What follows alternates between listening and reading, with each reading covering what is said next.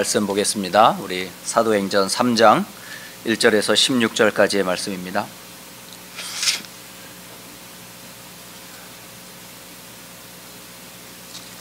사도행전 3장 1절에서 16절을 찾으셨으면 같은 목소리로 함께 읽도록 하겠습니다. 제9시 기도 시간에 베드로와 요한이 성전에 올라갈새 나면서 못 걷게 된 이를 사람들이 메고 오니 이는 성전에 들어가는 사람들에게 구걸하기 위하여 날마다 미문이라는 성전 못에 두는 자라.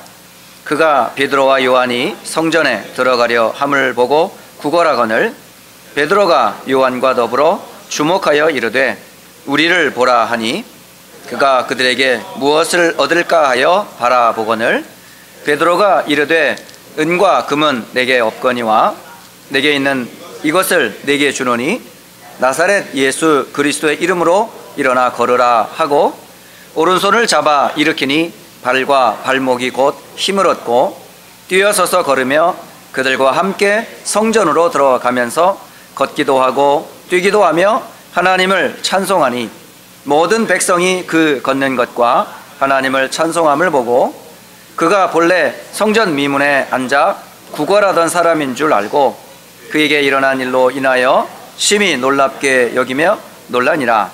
나은 사람이 베드로와 요한을 붙잡으니 모든 백성이 크게 놀라며 달려나아가 솔로몬의 행각이라 불리우는 행각에 모이거늘 베드로가 이것을 보고 백성에게 말하되 이스라엘 사람들아 이 일을 왜 놀랍게 여기느냐. 우리 개인의 권능과 경건으로 이 사람을 걷게 한 것처럼 왜 우리를 주목하느냐. 아브라함과 이삭과 야곱의 하나님 곧 우리 조상의 하나님이 그의 종 예수를 영화롭게 하셨느니라. 너희가 그를 넘겨주고 빌라도가 놓아주는 길거리한 것을 너희가 그 앞에서 거부하였으니 너희가 거룩하고 의로운 일을 거부하고 도리어 살인한 사람을 놓아주기를 구하여 생명의 주를 죽였도다. 그러나 하나님이 죽은 자 가운데서 그를 살리셨으니 우리가 이 일의 증인이라. 그 이름을 믿음으로 그 이름이 너희가 보고 아는 이 사람을 성하게 하였나니 예수로 말미암아 난 믿음이 너희 모든 사람 앞에서 이같이 완전히 낫게 하였느니라. 아멘. 우리 성도들에게나 또 우리 교회를 처음 나온 초신자들에게나 심지어는 교회 오래 다닌 분들에게 가장 힘든 것 중에 하나가 뭐냐면 어떻게 기도할 줄을 잘 모른다는 거죠. 저는 어떻게 기도를 배웠냐면 다른 사람이 하는 기도를 가만히 들어보는 거였어요. 처음 교회를 나가보면 사람들 참 기도를 잘해요. 대표 기도도 잘하고 혼자 새벽 기도도 잘하고 참 기도들을 참 잘하는데 막상 하나님 앞에서 딱 기도를 하려고 그러면 입이 딱 막혀요. 그래서 부러운 거예요. 아, 누구처럼 좀 기도를 막 청산유수 입에서 막 줄줄줄줄줄 기도를 하면 좋겠다 이렇게 생각을 하고 기도를 아무리 애를 써도 기도가 안 되더라고요. 그런데 어떤 여자 청년이 기도를 오래 하고 싶냐 이러더라고요. 어떻게 하면 되는데 그랬더니 방언을 받으면 기도를 오래 할 수 있다는 거야. 그 방언을 어떻게 받는데 하나님이 주신다는 거야. 그래서 그때부터 이제 기도를 좀 하고 싶어가지고 하나님께 막 모일 때마다 예배 때마다 기도 제목 하나였어요. 방언하게 해주세요. 그래가지고 막 집회, 부흥회, 새벽 기도 제목은 하나, 방언을 받게 해주세요. 계속 기도를 하는데 더 말똥말똥해지는 거예요. 이 방언커녕 기도가 잘 안 돼요. 목이 쉬도록 방언 기도를 구했지만 안 되더라고요. 근데 어느 날 너무 제가 생생하게 기억나요. 그날 새벽 기도를 제가 간 거예요. 새벽 기도를 갔는데 목사님께서 사도행전 10장 그 고넬료 이야기를 아마 메시지로 이렇게 쭉 전하셨어요. 근데 사도행전 10장의 메시지를 쭉 듣는 동안에 이방인인 이 백부장이 구제하며 선행하는 것들을 보면서 나는 하나님 자녀 같은데 나는 저 사람보다 못하구나 하는 거를 고백하면서 솔직하게 하나님, 전 정말 나쁜 놈입니다 하고 이제 구하기 시작하는데 갑자기 혀가 돌아지는 거예요. 혀가 꼬부라지기 시작하면서 막 샬샬샬 쟤도 모르게 이 방언이라는 것이 터져버렸어요.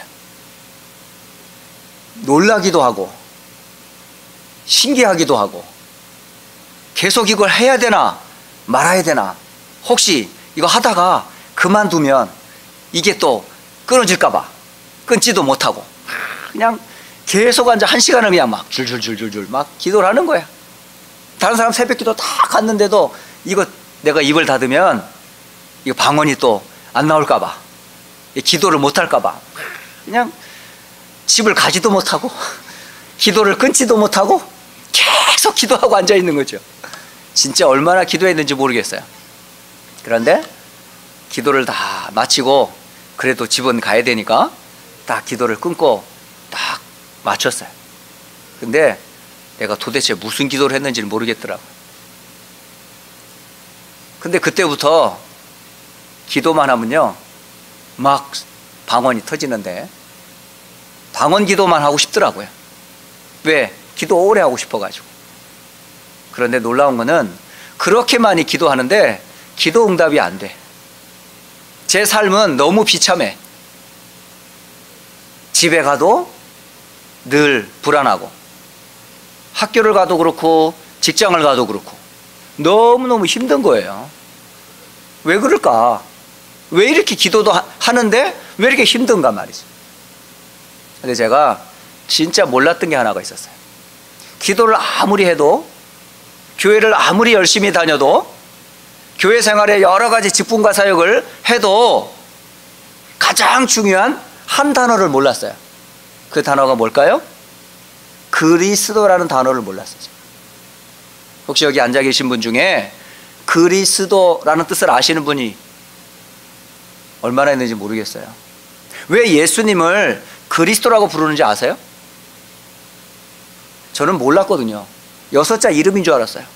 예수 그리스도. 아, 이스라엘 사람도 이름이 길구나. 저 그런 식으로 알았거든요. 그런데 나중에 알겠어요. 28살 되던 해에 한 전도자가 정확하게 가르쳐 주더라고요. 예수라는 이름, 저희 백성을 저희의 죄에서 구원할 자. 예수라는 이름은 구원자예요. 구원자. 이름의 뜻이 구원이라는 뜻을 갖고 있어요. 그러면 어디서 구원을 받느냐? 그게 바로 그리스도를 통해서 받는다라는 뜻이에요. 그럼 예수는 구원자라는 이름을 갖고 있다면 우리를 구원하는 방법이 그리스도라는 사실을 알았어요. 근데 저는 어디서 구원을 받는지를 몰랐어요. 내가 지금 어떤 상태인지 몰랐어요. 그러다가 보니까 저는 그냥 교회만 다녔지 구원받지 못한 채 예수 이름을 부르고 있더라고요. 내가 지금 어떤 상태인지 모르고 기도하고 있더라고요. 어느 날 제 상태를 보게 됐어요. 제 영적인 상태를 보게 됐어요. 제가 지금 허물과 죄로 죽어 있구나. 물고기가 물을 떠나면 그게 살아있는 게 아니잖아요. 그죠? 죽어가는 거잖아요. 나무가 땅에서 뿌리가 뽑혔어요. 뿌리 뽑힌 나무는 살아있는 게 아니잖아요. 저희 집에 새 구루가 나무에 있어요. 이게 하도 봄만 되면 이 새순들이 싹이 터가지고요 얼마나 높이 치솟는지 몰라요. 그게 귀찮아가지고 제가 그냥 가지치기를 했던 거예요. 근데 순간 이게 일주일이 돼도요 가지치기한 나무들이 푸릇푸릇한 거 있죠. 그런데 일주일 지나고 열흘 지나고 한 달 지나면요 어떻게 될까요? 까맣게 변해요. 제가 그런 상태였더라고요. 아, 내가 지금 하나님을 떠나 있다는 걸 제가 몰랐어요. 그리고 내가 원죄의 배경 가운데 빠져 있는 내 상태를 몰랐어요. 심지어 저는 진짜 영적 사실을 잘 모르는 것 중에 하나가 사탄과 마귀를 잘 몰랐거든요. 이런 문제의 시작이 어딘가 봤더니 성경 창세기 3장을 보니까 아담과 하와가 개인이 무너지고 가정이 실패되고 세상에 문제가 온 원인이 바로 어디에 있다?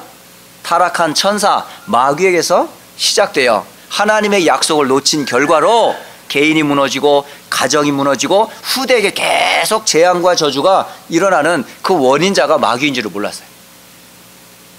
저는 우리 부모님도 저희 형제들도 굉장히 심성으로 바라보면요 굉장히 착해요. 다른 사람한테 욕 못하고 나쁜 짓 못하거든요. 그러니까 저는 구원받는 사람은 착한 사람인 줄 알았어요. 착하면 구원받는 줄 알았어요. 그래서 남한테 막 나쁜 짓 안 하면 구원받는 줄 알았어요. 그런데 그게 속임수였어요. 착할수록 더 지옥 가요. 왠지 아세요? 착하기 때문에 원죄를 모르니까. 그런 걸 열심히 하다가 결국 자기가 죄인인 걸 인정 안 하니까.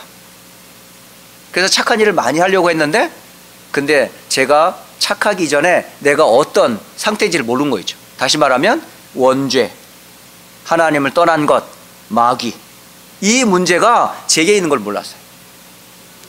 그러니까 계속 원인 모르게 개인의 문제, 가정의 문제, 삶의 문제가 계속 되더라고요. 그렇게 힘들게 대학을 졸업하고 직장생활을 하면서도 정말 힘들었어요. 소망이 없더라고요. 일하는 것은 단순히 돈 벌기 위한 것도 일하는 건데 일하는 것도 재미가 없고 너무너무 삶이 힘들었어요. 그러다 어느 날 한 전도자를 통해 예수가 왜 그리스도인지를 듣게 됐어요. 여러분, 오늘 예배하는 이 시간에 여러분 인생에서 가장 중요한 단어가 뭔지 아세요? 왜 예수님이 그리스도라고 하는지 분명히 아셔야 돼요. 교회를 다니는 것보다 더 중요한 게 이겁니다. 예수라는 그분은 우리를 구원하러 오셨어요. 어디에서? 마귀에게서. 어디에서? 원죄에서. 어디에서? 하나님을 떠난 지옥과 그 배경에서. 그럼 어떻게 구원을 받습니까? 우리가 할 수 있는 게 없어요. 노력으로 받는 게 아니에요. 선행으로 받는 게 아니에요. 세상의 어떤 과학과 지식으로 종교로 받는 게 아닙니다.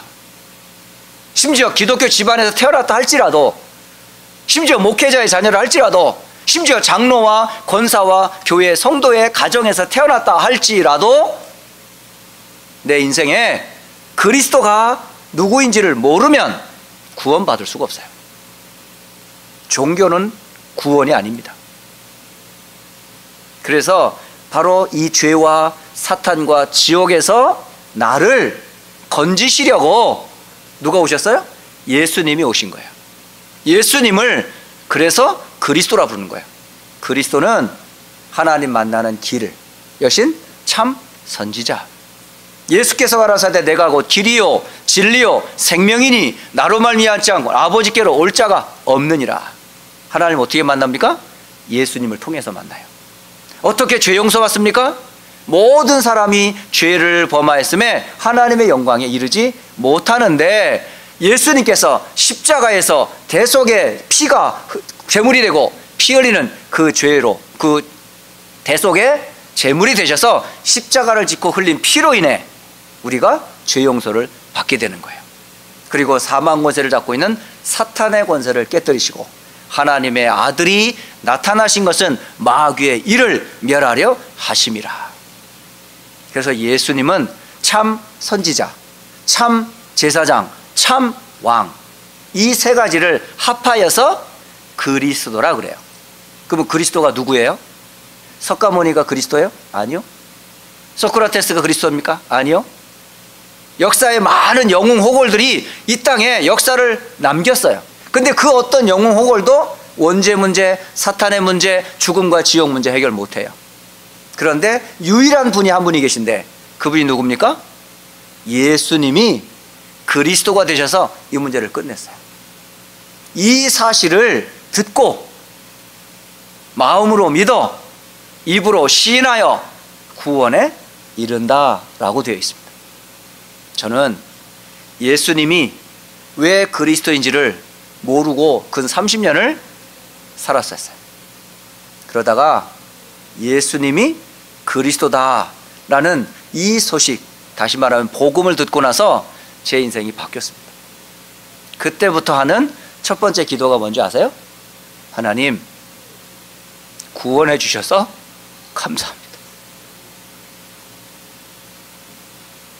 나를 하나님 없이도 살아가도록 내버려도 되는데 내가 죄인인지 모르고 세상의 속임 가운데 살다가 그냥 지옥 가도 나는 할 말이 없는데 마귀의 종으로 평생 고통당하다가 마땅히 하나님의 진노받아 지옥에 던짐받아도 되는데 하나님이 나를 위하여 이미 창세전부터 구원의 계획을 세우시고 그 약속의 주인공이 되시는 그리스도가 육신을 입고 이 땅에 오신 예수님이 그리스도라는 사실을 알게 된 거 생각하면 너무너무 감사해요.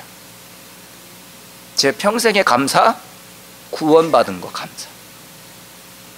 여러분, 정말 무엇 때문에 감사합니까? 돈 많이 벌면 감사합니까? 자식 잘 되는 거 그게 감사합니까? 높은 자리에 올라가면 그거 감사합니까? 구원도 못 받은 주제에 그건 여러분 축복 아닙니다. 속지 마십시오. 저와 여러분의 인생에 가장 필요하고 가장 나에게 필요한 게 뭘까요? 구원받는 거예요. 그 구원의 길을 예수님께서 다 이루어 놓으셨습니다. 여러분 할 게 아무것도 없어요. 뭐만 하면 돼요? 영접하는 자, 곧 그 이름을 믿는 자들에게는 하나님의 자녀가 되는 권세를 주셨으니 이는 혈통으로나 육정으로나 사람의 뜻으로 나지 아니하고 하나님의 뜻으로 말미암아 난 자더니라. 요한복음 1장 12절과 13절에 우리가 구원받는 길은 예수님을 마음의 문을 열고 맞아들이는 것밖에는 없어요. 저는 이 사실을 28살 되던 그때에 복음을 처음 들었어요. 그리고 나서 제 평생 이 복음만 말해야 되겠다. 제 인생의 참 가치, 제 인생의 참된 삶의 이유, 제가 주님 앞에 설 때도 어떤 업적과 결과를 가지고 설 게 아니고 하나님께서 죄인된 나에게 그리스도를 약속하셨기에 이 그리스도가 나의 구세주이심을 믿기에 난 주님 앞에 설 수 있습니다.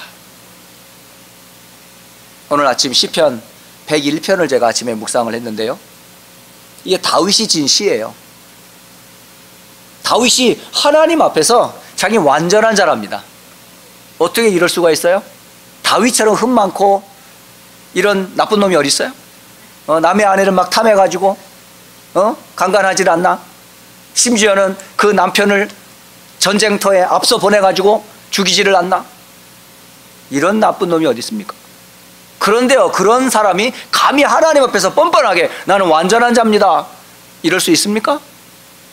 우리는 내 스스로 지은 죄도 다 갚을 수 없고, 심지어 내가 태어나기 전에 갖고 태어난 원죄도 해결할 수 없고, 내가 앞으로 살아가면서 얼마나 많은 죄를 지어 하나님의 진노를 받아 마땅한데, 하나님 앞에서 정의와 인자 되시는 그리스도를 알기에 나는 완전합니다.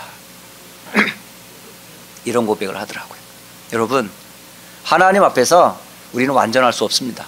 그러나 예수님이 그리스도이심을 고백하는 자는 완전한 자입니다. 예수님을 그리스도로 신앙 고백하는 자는 하나님 앞에 당당히 나아가는 자녀의 축복을 받습니다. 괜찮습니다. 이 땅에 사는 날 동안 여러분 실수할 수 있습니다. 혹시 우리가 인격적으로 여러 가지 부족한 부분이 있을 수 있어요. 괜찮아요. 구원보다 큰 문제는 없으니까요. 그래서 여러분이 이 땅에 사는 날 동안, 사는 동안은 뭐 하는 기간인 줄 아세요? 치유받는 기간이에요. 구원은 받았기 때문에 예수가 그리스도라고 하는 사실을 듣고 그 복음을 영접하는 순간 저와 여러분은 하나님 자녀입니다. 안 바뀝니다. 이거는 절대 안 바뀝니다. 부모가 아무리 화를 내고 아무리 못된 짓을 자녀들이 한다 할지라도 호적에서 파낼 거야, 절대 못 팝니다. 한번 이씨는 평생 이씨입니다. 영어 이름으로도 이씨고 미국인 이름으로도 리스입니다. 똑같습니다. 이거는 어떻게 바꾸는지 모르겠어요. 저는 어떤 자매가 이름을 바꿨어요. 자기 이름이 너무 마음에 안 든다는 거예요. 그래가지고 이름을 바꿨어. 그런데 바꾸지 못하는 게 하나 있더라고요. 앞에 패밀리 네임은 못 바꾸더라고요. 이름은 바꾸는데 그 패밀리 라인에 그 성은 못 바꾸더라고요. 여러분은 누구의 자녀예요? 그리스도 예수 안에 하나님의 자녀의 축복은 절대 못 바꿉니다. 왜? 그리스도가 그 증거니까요. 그리스도를 통해 죄, 사탄, 지옥에서 우리는 다 건짐을 받았거든요. 그래서 예수님을 그리스도로 믿는 순간 여러분은 누구의 자녀? 하나님을 아빠, 아버지라 부를 수 있어요. 그러면 이 땅에 사는 날 동안은 뭐 하는 시간이죠? 구원받은 자녀가 마땅히 누려야 할 신분과 권세를 누려야 함에도 불구하고 그 축복을 못 누린단 말이에요. 그래서 하나님께서 우리에게 주신 답과 비밀이 뭔지 아세요? 기도입니다. 기도 속에서 나를 치유하고, 기도 속에서 교회를 치유하고, 기도 속에서 여러분 삶과 직장과 삶 현장을 치유하라고 저와 여러분을 전도자로 이 땅에 남겨두셨어요. 그런데 이 구원의 비밀과 이 축복의 비밀을 모르면 여러분이 어떻게 되는 줄 아세요? 이스라엘의 역사를 쭉 보면요, 이 어마어마한 구원, 어마어마한 그리스도의 비밀을 가지고도 노예로, 광야에서, 심지어는 전쟁으로, 포로로, 속국으로 계속 고난을 당했던 거예요. 뭘 몰라서요? 구원과 구원의 비밀을 누리는 기도의 축복을 몰라서. 이건 바뀌는 게 아니거든요. 그리스도는 모든 문제 끝이에요. 그러면 그 이름으로 영원한 죄와 사탄과 지옥에서 우리를 건지신 그분이 왜 애굽에서의 모든 문제를 왜 해결 못하냔 말이에요. 당연히 해결할 수 있어요. 아무리 힘든 노동이라 할지라도, 아무리 악한 감독자라 할지라도, 아무리 힘든 사람들의 이상한 소리를 듣는다 할지라도 여러분이 그 소리에 여러분 받아들면 안 돼요. 왜요? 여러분 누군데? 하나님 자녀인데. 그걸 뭘로 바꿔요 이제? 원망과 불평이 아니고 뭘로 바꿔요? 기도로 바꾸세요. 여러분 현장에 그런 사람, 그런 문제, 그런 사건들이 오면 상처받지 마시고 그걸 가지고 뭘로 삼아라? 기도 제목을 바꿔라. 광야를 지나면서 많은 현실적인 문제가 오잖아요. 그죠? 당장 뼈 앞에 광야를 걸어가야 돼요. 그런데 하나님께서는 그 광야를 40년 지나가는 이스라엘 백성들에게 구름으로, 때로는 불기둥으로 낮과 밤을 쭉 인도하셨거든요. 또 필요하다 그러면 먹을 것 다 주셨어요. 그런데 이스라엘 백성 40년 동안은 무슨 시간들? 우상 숭배, 음행, 주를 시험하고 원망하는 시간의 연속이었어요. 그게 바로 고린도전서 10장 1절에서 11절의 내용입니다. 그래서 말세를 살아가는 모든 구원받은 하나님의 자녀들아, 너희는 이렇게 살지 마라. 원망하지 말고, 불평하지 말고, 우상 숭배하지 말고, 세상의 쾌락을 쫓아 음행하고 그런 육신적인 일 하지 말고. 이게 다 치유받아야 될 부분들인데 그런 상처들이 많이 있어요. 그거를 구원과 기도 속에서 여러분 치유받으라는 거예요. 전쟁, 이스라엘 백성들은 전쟁이 늘 생활이었어요. 생활. 강한 자가 약한 자를 공격하는 게 그들에겐 늘 있었던 일들이에요. 그래서 이스라엘 백성들이 많은 어려움을 당합니다. 그러면 전쟁이 나면 어떻게 됩니까? 단순히 먹을 것만 뺏어가나요? 먹은 거를 갖고 있는 사람을 죽일 거 아니에요. 그럼 살아있는 사람은 어떻게 해요? 포로로 끌려가요. 그리고 자녀들은 어떻게 해요? 귀찮다고 벽에 쳐서 아이들을 때려 죽여버려요. 아내들은 어떡합니까? 여자들은 어떡합니까? 그 강한 자들이 와서 아내들을, 당신의 예쁜 자녀들을 강간하고 완전히요 사람 구실 못하게 만들어버려요.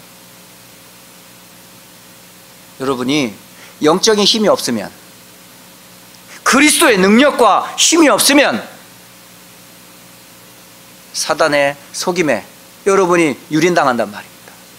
속는단 말입니다. 그래서 뭐가 필요해요? 기도의 힘이 필요하단 말이에요. 영적인 힘이 필요하단 말이에요. 구원받은 성도에게 가장 필요한 힘이 뭐죠? 이 땅에서? 영적 힘입니다. 그 힘을 통해 나를 치유하고 만나는 자를 치유하고 세상을 치유하라고 하나님이 그런 비밀을 주셨어요. 그게 기도입니다. 기도. 여러분이 이 힘이 없으면 포로로 잡혀갑니다. 구약성경의 나훔서 3장 10절에 보면 이렇게 되어 있어요. 포로가 되어 사로잡혀갔고 그의 어린 아이들은 길 모퉁이에 메어침을 당하며 부서졌으며 그의 존귀한 자들은 제비 뽑혀 나뉘어졌고 그의 모든 권세자들은 사슬에 결박되었더니. 이게 뭐죠? 포로된 자들의 모습이에요. 이스라엘이 왜 이렇게 됐어요? 왜 구원받은 성도들이 왜 이런 고통을 당해야 됩니까? 이유는 하나입니다. 애굽에서 종되었던 집에서 인도하여 낸 여호와 하나님과 그 약속을 놓친 결과, 그리스도와 그 안에 주신 구원과 그 축복을 못 누린 결과, 많은 신자들이요 여전히 세상, 돈, 성공 쫓아가고 있거든요. 그게 맞습니까? 여러분이 어떤 신분인데, 어떤 권세를 가지고 현장 속에서 하나님 보내셨는데, 그거 아니에요. 아까 우리 RUTC 뉴스에서 봤잖아요. 지금 밖에 나오면 굉장히 치열합니다. 학교에서 치열하고 직장에서 치열하고 살아남기 위해서 몸부림을 치거든요. 경쟁해가지고 우리 세상 못 이깁니다. 그럼 어떻게 해야 돼요? 하나님이 주시는 또 다른 힘 없이는 절대 개인도, 직장도, 학업도 못 살아납니다. 그래서 뭐부터 받아라? 힘을 얻으셔야 돼. 그 힘 얻는 방법을 예수 그리스도의 이름으로 기도할 때 약속하셨어요. 그래서 여러분 기도 회복하셔야 돼요. 그래서 오늘 말씀 받는 여러분에게서 가장 중요한 키워드가 예수는 그리스도다. 이거 고백하세요. 항상 그 이름으로 받은 구원 고백하세요. 그리고 여러분이 당하는 많은 현실의 어려움들과 삶이 있을 거예요. 괜찮아요. 그때마다 예수는 그리스도 외치고 그 이름으로 받은 구원 묵상하세요. 하나님의 자녀의 신분과 권세 확인해 보세요. 그리고 주어지고 맡겨진 일을 하나님이 주시는 미션으로 보세요. 돈 벌기 위해서 직장 생활하는 게 아니고 그 회사를 위해 일하는 게 아니라 하나님의 영광을 위해 내가 일한다. 최선을 다하는 거예요. 이게 하나님 맡긴 일이다 말이죠. 하나님이 나를 이 직장에 보냈단 말이죠. 전도자로, 선교사로. 그게 나의 미션이란 말이에요. 지난 금요일 날 한 대학교 교수님을 만났어요. 이 교수님과 만남을 통해서 많은 얘기를 나눴습니다. 예전에는 저는 복음은 목사님이나 전하는 줄 알았어요. 또 저 특별한 은사 받은 전도자들만 복음을 전하는 줄 알았어요. 근데 그분이 보니까 아버님이 목사님이시라. 근데 아버님이 목회를 그만두고 지금은 뭐냐면 학교에서 지금 소셜 스타디를 가리키는 선생님이 되셨어요. 아니 한국에서나 우리 좀 목회자들은 보통 다른 직업 안 갔는데 어떻게 목사님 하다가 지금 학교 선생님이 됐습니까? 좀 안타깝더라고요. 저는 이 구원의 복음과 이 전도와 선교를 알고요, 제 평생에 제가 다른 직업을 가질 생각은 단 한 번도 해본 적이 없거든요. 저의 유일한 잡이고 제 평생 이것 때문에 살다가 가는 게 전 유일한, 저만의 오직 유일성, 재창조거든요. 그러니까 오직 복음 전하고 말씀 전하는 이 전도 선교하는 목사가 되고 선교사가 된 것만큼 큰 축복이 없는데 어떻게 이런 축복의 은혜들을 놓치고 아니 학교 선생님이 됐을까? 제가 궁금해가지고 제 얘기를 했어요. 그래서 그 교수님한테 얘기했어요. 교수님은 이제 교수님의 제1직업이 뭐냐? 전도 선교입니다. 제2직업이 뭐냐? 그게 교수입니다. 제가 전도나 선교를 모를 때는 한 직업밖에 몰랐는데 이제 복음을 알고 나니까, 전도 선교를 이해하고 나니까 목사도 평신도도, 교수도, 모든 직업도 다 뭐다? 전도와 선교를 위한 하나님 주시는 미션이다라는 걸 알게 됐어요. 여러분은 현장의 선교사라는 걸 기억하세요. 저는 강단에서 교회를 통해 하나님의 말씀을 전달하는 목회적인 선교사로 사역을 하지만은, 그렇다 할지라도 저는 늘 현장 갑니다. 대학 들어갑니다. 가서 복음 전합니다. 그리고 그곳에 지속할 수 있도록 말씀운동 계속 펴고 있습니다. 저는 교회적에서도 복음 전하는 것만이 아니라 현장에도 복음 전하고 있습니다. 여러분도 마찬가지입니다. 여러분이 있는 현장은 전도지고 선교지니까 그곳에서 뭐 하라고요? 그리스도의 이름 부르면서 여러분의 정체성 놓치지 말라라고 말씀을 드리고 싶습니다.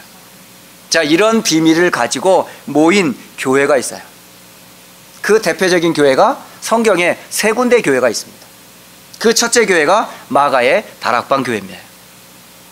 이전에 예루살렘 교회는 어땠는 줄 아세요? 예수님이 공생에 사역하는 중에 제일 먼저 찾아가는 곳이 어디죠? 성전이었었어요. 예루살렘 성전이었어요. 심지어 예수님이 십자가 지시려고 하는 그 고난주간의 첫날 가신 곳이 어딘 줄 아세요? 그게 바로 성전이었어요. 가셔서 보니까 그곳에 뭐죠? 양, 소, 비둘기 이거를 파는 일에 난장판이 돼 있는 거예요. 동전을 바꾸느라고 땡그랑 땡그랑 동전 소리가 곳곳에서 외치는 거죠. 우리 양 사라, 우리 소 사라, 뭐 돈 바꾸느라고 교회가 정신이 없는 거예요. 그곳에 들어가셔서 예수님이 뭐 하셨습니까? 소, 양, 비둘기 다 내쫓아 버렸어요. 그리고 상을 막 뒤엎어 버렸어요. 그러면서 말씀하셨어요. 요한복음 2장 16절. 이게 예수님이 교회를 설명하는 중요한 단어입니다. 근데 요즘 교회가 이러고 있다니까요.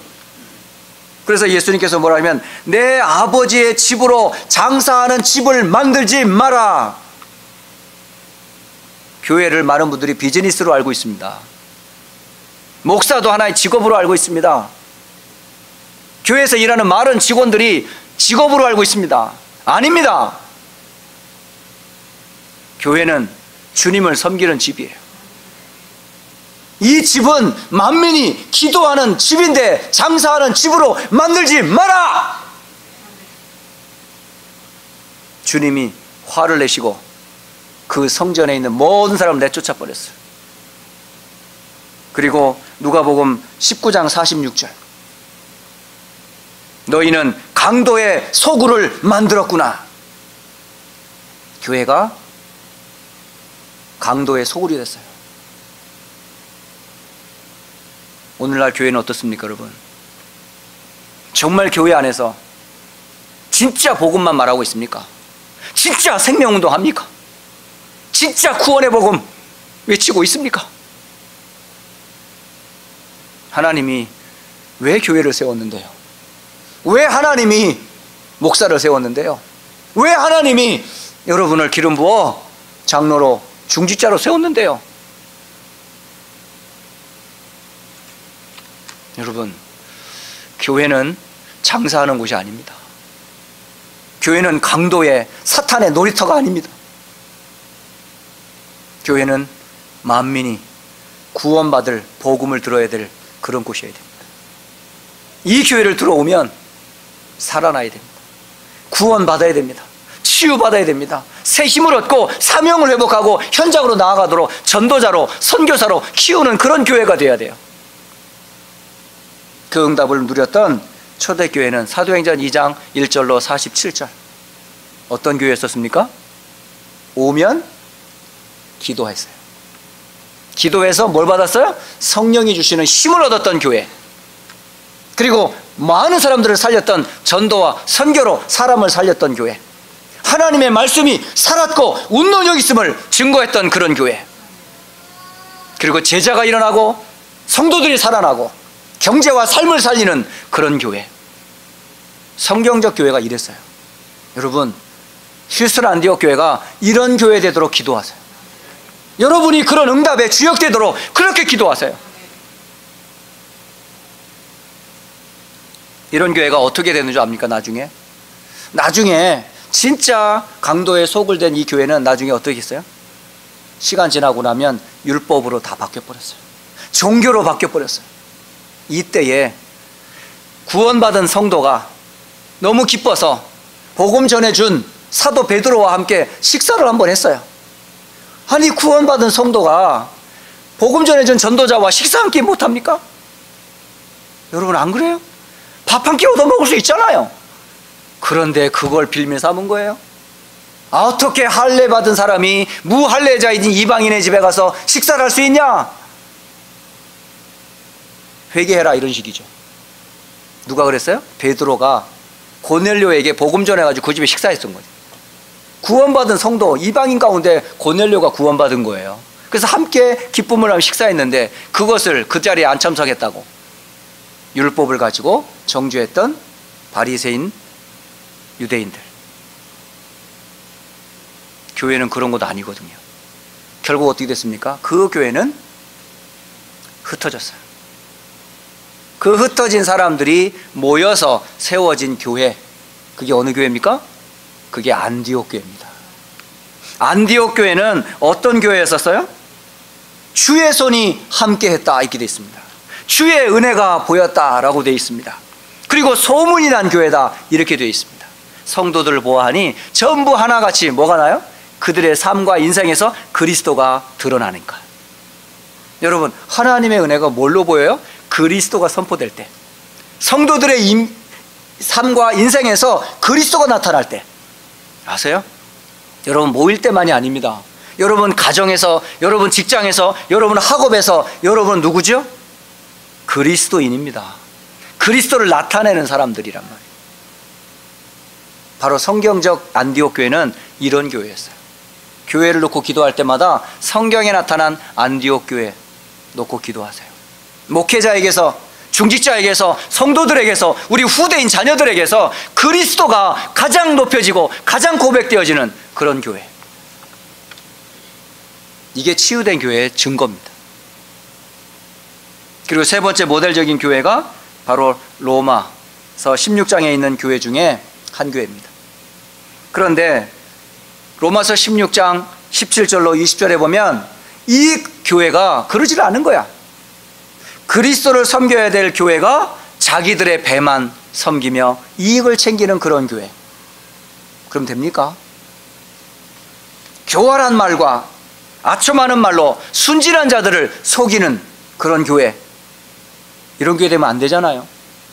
완전히 사탄의 놀이터가 된 그런 교회가 돼버리면 안 되잖아요. 이런 교회는 치유받아야 되거든요. 어떻게 치유받을 수 있을까요? 로마서 16장 25절로 27절, 이게 전달되면 돼요. 복음과 예수 그리스도가 그 교회의 컬러가 되면 됩니다. 바로 성경적 로마 교회는 예수가 그리스도라고 하는 이 복음 가지고 세워진 교회예요. 로만 캐톨릭을 말하는 게 아닙니다. 지금 이게 원래 초대교회의 시작이 이 교회였으니까요. 그 교회는 그리스도와 예수를 항상 말했던 교회였는데, 그리고 그 로마 교회는 모든 민족이 순종할 수밖에 없는 언약을 전달했던, 전도와 선교했던 교회입니다. 그리고 예수 그리스도로 말미암아 세세 무궁토록 하나님께 영광을 돌리는 그런 교회, 그게 바로 로마 교회였었어요. 여러분, 교회를 놓고 기도할 때마다 초대교회 마가다락방의 교회 사도행전 2장에 놓고 여러분 기도해 주세요. 사도행전 11장 19절로 30절에 나타났던 안디옥 교회처럼 그런 교회 나타나도록, 그런 응답받도록 교회를 놓고 기도하세요. 마지막 로마서 16장 25절로 27절에 그 성도들이 나의 복음과 예수 그리스도를 간증하고 증거하고 땅끝까지 복음 전하는 그런 교회로, 하나님께 영광 돌리는 그런 교회 되도록 기도해 주세요. 여러분이 기도할 중요한 교회를 향한 기도입니다. 자, 개인이 살았습니다. 교회가 살아납니다. 그러면 개인과 교회가 살아나면 당연히 그 사람이 가는 곳은 살아날까요? 안 살아날까요? 살아납니다. 하나님이 그 개인과 그 교회를 통해 그 지역과 현장을 살리게 되어 있습니다. 저는 확신합니다. 휴스턴 안디옥 교회와 이 교회가 성경적 복음과 전도와 선교를 주님 오시는 그날까지 증거한다면 휴스턴을 대표하는 교회가 됩니다. 여러분은 대표적인 응답과 축복을 받게 될 증인들 됩니다. 우리 후대들이 나는 우리 아버지처럼, 나는 우리 어머니처럼, 우리 장로님처럼, 우리 목사님처럼 살고 싶다, 그런 후대가 나타날 겁니다. 저는 확신합니다. 정말 성경적 복음운동했던 교회, 성경적 전도와 선교했던 교회, 후대들을 통해 로마 복음화가 이루어졌어요. 사도행전은 그거를 증거해주고 있습니다. 나면서부터 안전뱅이 된 자, 바로 이 자는 예루살렘이 다 아는 사람이에요.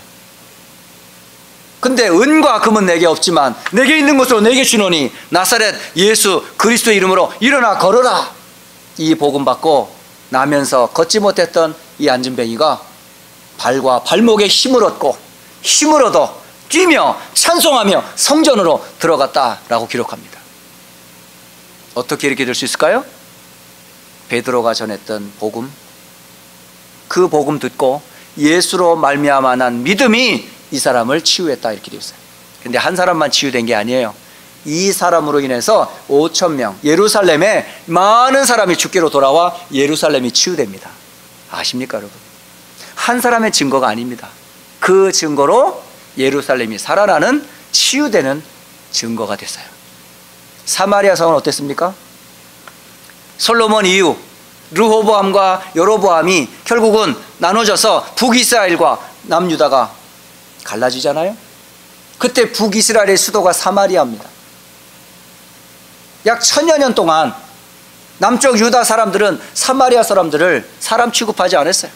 종교, 이념, 분쟁으로 나라가 갈라져 있었어요. 그곳에 복음 대신 그리스도를 가진 전도자 빌립이 들어갔을 때 그 사마리아 성이 어떻게 됐습니까?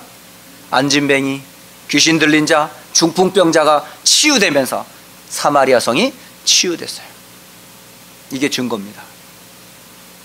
사도행전 13장은 또 어떻습니까? 5절로 12절에 보면 그곳에 이미 전도자가 들어가기 전에, 다시 말하면 거짓 선지자, 박수, 무당, 엘루마라는 사람이 서기오 총독 바울을 사로잡고 그 지역을 좌지우지하던 그런 섬이었었어요. 그곳에 전도자 바울과 그 팀들이 들어갔을 때에 그 성이 치유됐어요. 그렇죠. 바로 예루살렘을 치유했듯이, 사마리아를 치유했듯이 바보 섬을 치유했습니다. 사도행전 16장은 빌립보 성을 치유했어요. 많은 사람들이 귀신 들리는 여종, 그 점을 가지고 많은 이익을 챙기고 있었거든요. 그러니까 한 사람은 고통당하는지도 모르고 떨어지는 그 돈 부서르기 때문에 사람이 망하든 죽든 돈만 되면 돼. 이런 지역에 전도자 바울이 들어갔을 때 그 귀신들 여종을 치유하고 그 빌립보를 치유했던 것, 여러분 보시잖아요. 성경에 이런 증거가 한두 개가 아닙니다. 여러분, 오늘 복음이 우리를 구원한 것 같지만 개인만 구원한 게 아니에요. 개인만 치유하는 게 아니에요. 교회를 치유하고 더 나아가 현장과 세상을 치유하는 일에 하나님 복음 가진 자를 사용하세요. 결론적으로 말씀을 드리면, 여러분 어떻게 하면 됩니까? 어떤 일이 이렇게 벌어집니까? 여러분, 나를 치유하는 기도, 이거 회복하셔야 돼요. 그러면 나를 치유하는 기도 어떻게 하면 됩니까? 전 개인적으로 간단합니다. 나의 구원을 항상 그리며 기도합니다. 내가 받은 구원, 사탄에서, 지옥과 죽음에서 나를 건지신 그리스도 예수 안에서 받은 구원의 은혜를 늘 묵상할 때 내 마음이, 내 생각이, 내 삶의 인생의 목적과 비전이 다 치유돼요. 이제 내 건 없어요. 오직 나는 그리스도만, 그리스도의 증인으로만 서는 것. 이게 제 인생의 기도 제목이에요. 두 번째, 여러분이 기도할 때 어떻게 하면 돼요? 교회를 놓고 기도할 때 어떻게 하면 됩니까? 다른 거 기도하지 마시고 아까 말씀드렸던 사도행전 2장 1절로 47절, 이 약속 말씀 꼭 읽어보세요. 사도행전 11장 19절로 30절 꼭 읽어보세요. 그리고 로마서 16장 꼭 읽어보세요. 이 교회들이 공통점이 뭔지 압니까? 딱 한 가지예요. 예수가 그리스도이심을 개인의 언약으로 붙잡고 구원받은 성도들이 모여서 기도했던 그런 교회였었어요. 마지막 세 번째, 세상을 어떻게 치유합니까? 요한복음 16장 11절은 세상 임금 곧 누굽니까? 마귀가 있거든요. 이 마귀를 꺾는 길은 뭐밖에 없습니까? 요한일서 3장 8절, 하나님의 아들이 나타나신 것은 마귀의 일을 멸하려 하심이라. 결국 그리스도가 아니면 마귀의 일을 멸할 수가 없어요. 그러면 마귀의 일을 멸하는 최고의 방법이 뭘까요? 첫째는 기도고, 둘째는 뭔지 아세요? 전도입니다. 선교입니다. 그게 골로새서 4장 2절과 3절에 기도를 계속하고 기도에 감사함으로 깨어 있으라. 또한 우리를 위하여 기도하되 하나님이 전도의 문을 우리에게 열어주사 그리스도의 비밀을 담대히 말하게 하옵소서라고 기도해라. 여러분, 성도들이 목회자를 위해서 가장 큰 힘이 뭔지 아세요? 기도해 주는 거예요. 목회자가 성도들을 위해서 가장 할 수 있는 헌신이 뭔지 아세요? 기도해 주는 거예요. 그래서 서로 기도 제목을 나누는 거예요. 성도들이요, 일하기 전에, 여러분 문제 사건 있기 전에 목사님하고 상의 좀 하세요.